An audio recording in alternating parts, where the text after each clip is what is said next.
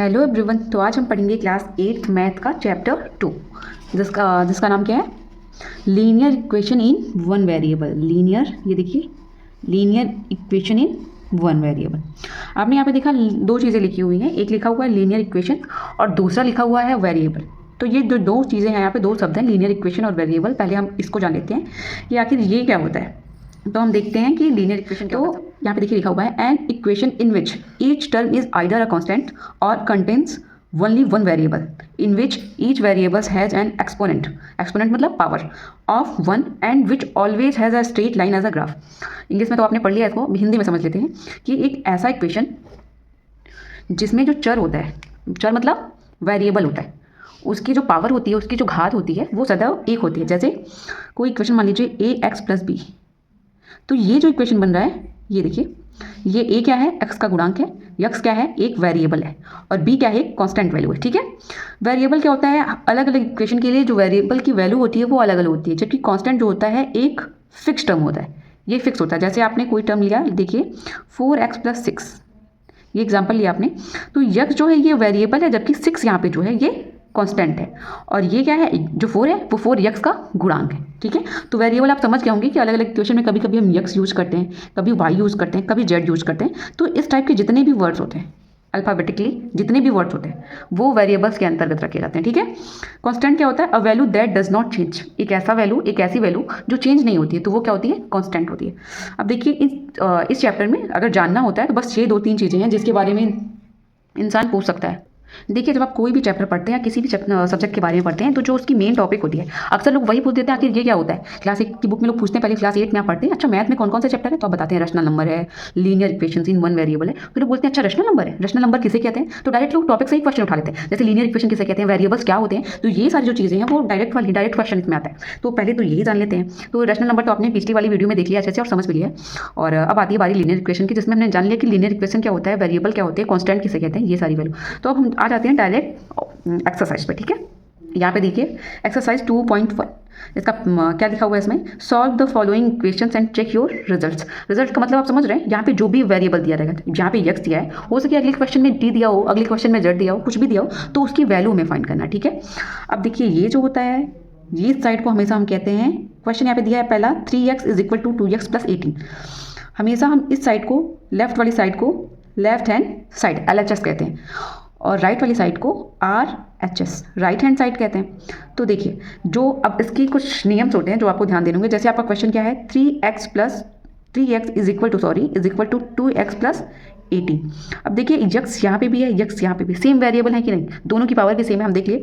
अब इधर जो चीज़, एक चीज़ ये देखते रहिए आप कि अगर = बीच में है, कोई चीज़ इधर प्लस में है और अगर इधर जा रही है वो, तो वो माइनस में हो जाएगी। ठीक है, इधर माइनस में है और बीच में = है, और ये चीज़ इधर जा रही है, ट्रांसफर हो रही है, तो ये प्लस में। या तो फिर अगर ये इधर गया तो माइनस इधर गया, लेफ्ट साइड गया तो प्लस में, और प्लस लेफ्ट साइड गया तो माइनस में। ठीक है, इसी तरह सेम होता है ये डिवाइड और मल्टीप्लाई के साथ। अगर ये चीज़ इधर मल्टीप्लाइड में है और इधर बीच में = लगा हुआ है और ये RHS जारी है, तो ये हो जाएगा डिवाइड में तुरंत। और अगर ये इधर डिवाइड है और इधर = के राइट में मल्टीप्लाई है और ये जा रहा है इस साइड, तो ये चेंज हो जाता है। तो आप एक चीज़ याद रखिएगा कि प्लस माइनस में और माइनस प्लस में, उसके बाद मल्टीप्लाई जो इंटू होता है वो डिवाइड में, और डिवाइड इंटू में चेंज हो जाता है। ठीक है, तो अब देखिए यहाँ पे लिखा हुआ है 3x = 2x+18 लिखा है ना यहाँ पे। अब आपको क्या करना है कि पहले तो सारे जितने भी वेरिएबल्स हैं उनको एक साइड ले जाना है, कांस्टेंट वैल्यू को एक साइड ले जाना है। तो हमारे पास जो कांस्टेंट वैल्यू है ये यहाँ पे 18 है, तो देखिए पहले हम इसको यहाँ पे ले जाएंगे, 3x, इधर ये देखिए प्लस छिपा हुआ है। ठीक है, जब ये लेफ्ट साइड आएगा तो हो जाएगा माइनस। हमने यहाँ पे पढ़ा कि जब इस साइड प्लस रहता है और इस साइड आता है तो वो माइनस हो जाता है। -2x = 18 हो गया। अब 3x में से 2x कटाएंगे तो एक ही x बचेगा ना, यक्स 3x है, इसमें से 2x आपको हटाना है, ये दोनों हटा दिए, क्या बचा, एक ही x बचा ना, तो ये हो गया x = 80। आपको x की वैल्यू क्या मिली, 80, तो यही हो जाएगा हमारा राइट आंसर। ठीक है, ये हमारा राइट आंसर हो जाएगा। अब हम देखते हैं दूसरा क्वेश्चन। अब देखिए हमारा अगला क्वेश्चन यहाँ पे क्वेश्चन नंबर 2 और 3 दोनों हमने लिख लिया है, बारी बारी इसको सॉल्व करेंगे। पहले 2 को देखते हैं। अब देखिए t यहाँ पे भी है, t यहाँ पे भी, पहले सबको सेम साइड करते हैं। ठीक है, 5t इधर प्लस में है तो इधर -3t = -5, और ये +3 क्योंकि इधर माइनस में है, तो 5t में से 3t जाएगा तो 2t = यहाँ पे -2। ये रूल तो आपको पता ही होगा, ठीक है। तो t इज इक्वल टू, यहाँ पे देखिए इंटू में तो इधर आएगा तो -2/2 कट गया। आंसर क्या है हमारा, t की वैल्यू क्या है -1, ठीक है। इसी तरीके से अगला सवाल देखिए 5x - 3x 5 - 9। अब मैं कैसे कर रही हूँ, क्यों कर रही हूँ इधर, ये आपको पता चल गया है अच्छे से। तो 2x is equal to -4, x is equal to 2 और ये माइनस, क्योंकि कैसे किया हमने, क्योंकि हमने यहाँ पे देखिए -4/2 करके सॉल्व किया तो -2 आंसर आ गया, ठीक है। तो x की वैल्यू आ गई -2। अगला क्वेश्चन, अब देखिए यहाँ पे मैंने 4, 5, 6 तीनों क्वेश्चन को एक साथ लिख लिया है। पहले 4 सॉल्व करते हैं। तो 4z + 3 is equal to 6 + 2z, 2z को इधर कर लेते हैं तो -2z इज इक्वल टू 6 - 3। यहाँ से 2z इज इक्वल टू क्या आया, यहाँ पे 6 में से 3 जाएगा तो 3, तो z इज इक्वल टू 3/2 और हमारा ये आंसर हो जाएगा, है ना, बहुत सिंपल सा। ठीक है, आगे देखिए 2x इधर माइनस में तो इधर आ जाएगा तो +x इज इक्वल टू 14, इधर माइनस में इधर प्लस में जाएगा तो 1, तो 3x इज इक्वल टू 15, तो x इज इक्वल टू 15/3 और ये 5 बार में चला जाएगा तो x इज इक्वल टू हो जाएगा हमारा 5 और ये हमारा हो जाएगा आंसर, ठीक है। आगे देखिए 8x, पहले यहाँ पे देखिए ब्रैकेट लिखा हुआ है तो पहले हमें इसे सॉल्व करना पड़ेगा, है ना। 8x + 4 इज इक्वल टू, पहले 3 का मल्टीप्लाई x में 3x माइनस फिर 3 का मल्टीप्लाई 1 में -3 + 7, ठीक है। 8x इसको इधर कर लेते हैं -3x इज इक्वल टू -3 + 7 -4, तो 8 में से 3 जाएगा तो 5x इज इक्वल टू, अब देखिए 4 3 पहले माइनस वाले जोड़ के कैसे हो गए 7 + 7, ये दोनों कट जाएगा कि नहीं। x is equal to 0/5 is equal to क्या हो जाएगा 0, तो हमारा आंसर क्या हो जाएगा, x की वैल्यू क्या आ जाएगी 0। एक और क्वेश्चन इस पे देख लेते हैं, फिर हम अपना अगला पेज यूज करेंगे, ठीक है। देखिए यहाँ पे लिखा हुआ है, इसको सिंपल फॉर्म में ऐसा लिख सकते हैं x4, ये वाला 4 मैंने लिखा है, ये x + 10/5 ऐसा लिख सकते हैं ना। अब इसका क्योंकि देखिए जब हम मल्टीप्लिकेशन करते हैं तो ये ऐसे और ऐसे करते हैं, इसका मल्टीप्लाई इसमें करिए 5x इज इक्वल टू 4, क्योंकि 1 का मल्टीप्लाई करेंगे तो वही आएगा, डायरेक्ट इसका इंटू कर दीजिए 4x + 40, 4x इधर आया तो बचेगा x इज इक्वल टू 40, ये डायरेक्ट कर दिया मैंने। आप इसको चेक करेंगे कि कैसे मैंने डायरेक्ट किया और आप इसे अच्छे से करेंगे स्टेप वाइज, ठीक है। अब चलिए, इसमें टोटल 10 क्वेश्चन है और मैं आपको सिर्फ 9 क्वेश्चन करा रही, ठीक है। बाकी का जो बचा एक क्वेश्चन है वो आपको करना है और अगर नहीं आता है तो आप मुझे बताइए, मैं फिर से उसकी एक अलग वीडियो बनाऊंगी। मैं हर एक्सरसाइज में कुछ ऐसे क्वेश्चन छोड़ूंगी जिसे आपको करके दिखाना होगा मुझे, ठीक है। अब देखिए यहाँ पे ये हो गया वेरिएबल x, इसको सॉल्व किस तरीके से करते हैं, तो इसके लिए 2x/3 इसको इधर कर लीजिए -7x/15 इज इक्वल टू 3 - 1, ठीक है। सबको हमने लेफ्ट से राइट से लेफ्ट किया है बस, और कुछ नहीं किया गया इसमें, ठीक है। अब देखिए इन दोनों का एलसीएम क्या होगा 15, 3 5 = 15 तो 5 5 2 = 10, 10x - 7x is equal to 2, ये माइनस होगा तो 3x/15 इज इक्वल टू 2, 3 5 = 15 और इधर जाएगा तो मल्टीप्लाई, क्योंकि देखिए x/5 इज इक्वल टू 2 होगा, इधर डिवाइड में, इधर जाएगा तो मल्टीप्लाई में, तो x इज इक्वल टू 5 2 = 10, तुम्हारा आंसर कितना आ जाएगा 10, ठीक है। अब अगला क्वेश्चन देखिए हमारा, अगला क्वेश्चन है हमारे यहाँ पे,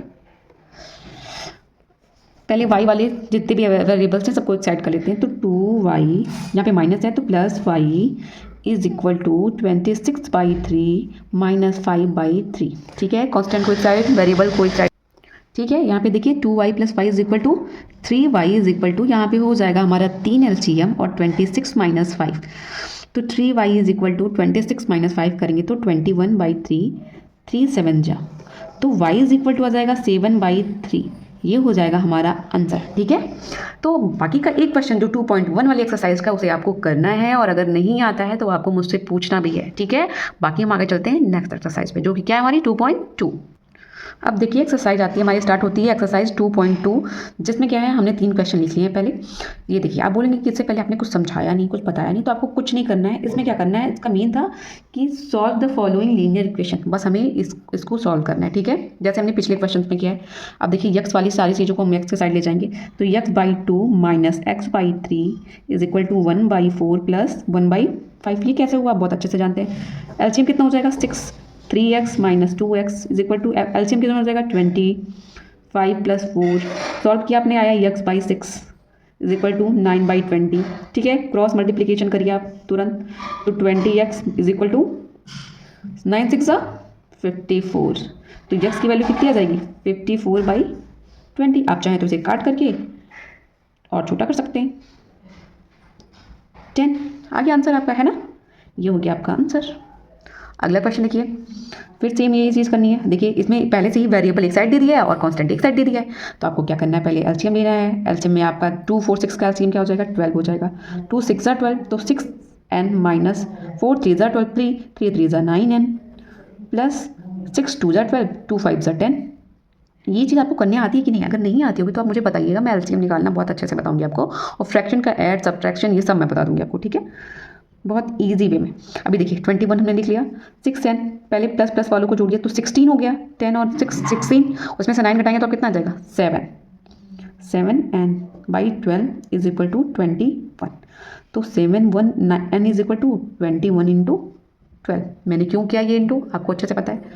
अब देखिए n is equal to 21 into 12/7।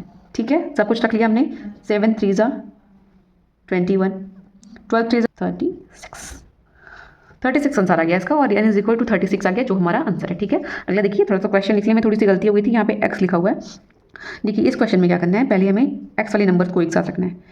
x minus 8x/3 plus 5x/2 is equal to 17/6 minus 7।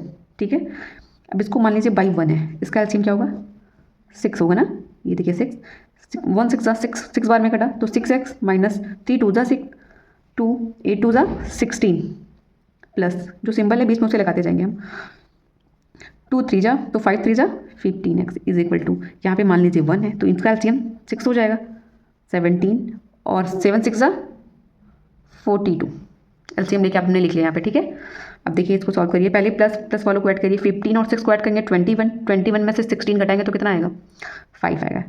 5x/6 is equal to, अब 42 में से आप 17 घटाइए, तो अगर आपको नहीं आ रहा तो आप कहीं कॉर्नर में लिख लीजिए ऐसे और घटा दीजिए इसको। आ गया ये 5, 12 में से 7 गया 5, 3 में से 1 गया तो 2, आ गया 25। लेकिन बड़े के सामने माइनस का सिंबल लगाया तो हम माइनस लगाएंगे। 6 दोनों साइड 6 6 है तो हम काट देंगे, है ना। अब 5 इधर है, इधर 5 से 25 कितनी बार में कटेगा 5 5 25, तो x इज इक्वल टू आ जाएगा -5। आप चाहे तो क्रॉस मल्टीप्लिकेशन करके भी इसे सॉल्व कर सकते हैं आराम से, पर ऐसे मैंने कर दिया, ये इजी वे, धीरे धीरे आप मेरी तरह सीख जाएंगे इसको करना। ठीक है, तो x इज इक्वल टू क्या आ जाएगा -5। देखिए अगला क्वेश्चन हमारे यहाँ पे 4x minus 5/3 is equal to x minus 3/5। ठीक है, देखिए सबसे पहले हम इसे क्रॉस मल्टीप्लिकेशन करेंगे डायरेक्ट, क्योंकि दो तरफ यहाँ पे दिया हुआ है, तो हम पहले इसका करेंगे 5x माइनस 5 में मल्टीप्लाई, और इधर is equal to 3x minus 3 में हमने क्या किया है क्रॉस मल्टीप्लिकेशन कर लिया। ठीक है, अब देखिए यहाँ पे 5x minus 25 is equal to 3x minus 9, है ना। दोनों को एक साइड करिए, 5x minus 3x is equal to -9 plus 25। ठीक है, ये आ गया 2x, ये हो गया 16, x इज इक्वल टू हो गया 8। हमारा आंसर आ गया कि नहीं, ऐसे ही करना है। ठीक है, यहाँ पे देखिए 3t minus 2/4 minus 2t plus 3/3 plus t is equal to 2/3। आपको पता चल गया होगा कि मैंने यहाँ से t को इधर ट्रांसफर किया है। 22 को 1 कर लीजिए, दोनों का एलसीएम लीजिए, आ जाएगा 12।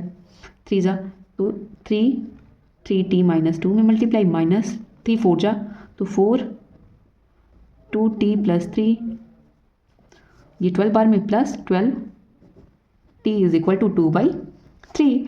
अब देखिए यहाँ पे इसका मल्टीप्लिकेशन करिए, 3 3 90 माइनस 6 माइनस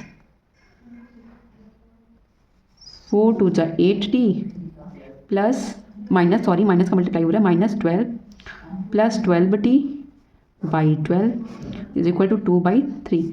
अब देखिए 9t को पहले प्लस वाला देख लेते हैं कि 12 और 9 को जोड़ने के बाद 21 आएगा। 21 में से हम 8 हटाएंगे, अगर 8 को हटा देंगे, 21 में से अगर हम 8 को हटा दें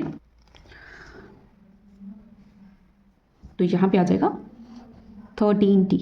ठीक है, और ये देखिए दोनों माइनस में है तो जुड़ के 18 हो जाएंगी, पर माइनस का सिंबल ही लगेगा। 12 इज इक्वल टू 2/3। अब देखिए क्रॉस मल्टीप्लिकेशन करिए फिर से, तो 13 3 39t minus 54 is equal to 24।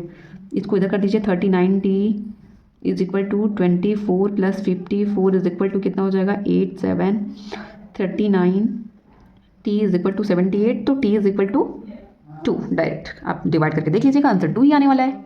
ठीक है, थोड़ी सी मेरी कॉपी टेढ़ी है ना, तो मुझे ऐसे थोड़ा सा टेढ़ी होकर लिखने में शायद मेरी हैंडराइटिंग बहुत अच्छी नहीं हो पा रही है, पर आप लोग को समझ में आ सकती है, इतना नहीं है इसको कोई।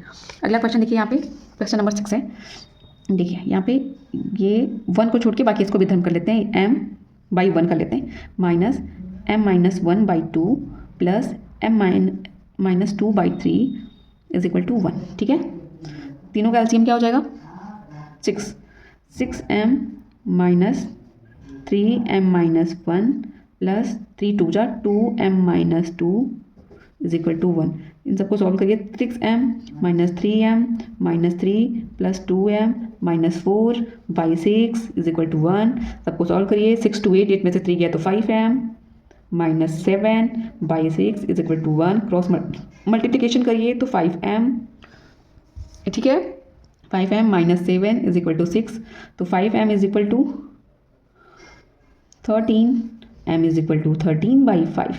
ये हो जाएगा हमारा आंसर। ठीक है गाइस, अब एक लास्ट क्वेश्चन है, इसके बाद की बाकी क्वेश्चन मैं आपको प्रैक्टिस के लिए दे रही हूँ, क्योंकि इतना कुछ बताने के बाद आप भी कुछ प्रैक्टिस करिए, वरना मेरे सारे क्वेश्चन देख के सारे सोल्यूशन देख के आप इसे लगा देंगे, फिर प्रैक्टिस नहीं करेंगे। ठीक है, तो देखिए ये 7th क्वेश्चन है, इसको हम एक्सपेंशन करेंगे। 3t minus 9 is equal to 5 2 10, t plus 5, T वालों को एक साथ करिए, 3t minus 10t is equal to 5 plus 9 minus 7t is equal to 14, तो t इज इक्वल टू 14/-7। देखिए जब आप इंटू में माइनस चीज़ छुपी होती है, जब इंटू के साथ होती है, तो ये चीज़ कभी नहीं, ये नहीं कि आप इसको लेके आ रहे हैं इधर लेके आ रहे हैं तो इसको प्लस कर दीजिएगा। ठीक है, ये चीज़ आप नहीं करिएगा। 2, तो t इज इक्वल टू -2, ये हो जाएगा हमारा आंसर। बाकी का आपको आगे का सारा क्वेश्चन करना है, और जो क्वेश्चन नहीं समझ में आया आप तुरंत कमेंट बॉक्स में बोल दीजिएगा कि मैम प्लीज़ ये वाला क्वेश्चन या कुछ भी, ये वाला क्वेश्चन मुझे समझ में नहीं आ रहा, अगर आप चाहें तो करा दें, तो वो मैं कभी लाइव आके या किसी भी तरीके से आपको समझा दूंगी। ठीक है गाइस, तो बाकी के आगे आपका चैप्टर आता रहेगा मैथ का, क्योंकि मुझे मैथ की पूरी बुक खत्म करनी है और अपना रिवीजन भी करना है। तो इस तरीके से मैं डेली एक एक चैप्टर पर वीडियोज़ लाती रहूँगी और आपकी हेल्प भी करती रहूँगी, खुद की भी हेल्प करूँगी। तो अभी तो जा रही हूँ गाइस, मैं फिर आऊँगी आपके साथ एक नए चैप्टर के साथ। ठीक है, तो बाय बाय गाइस।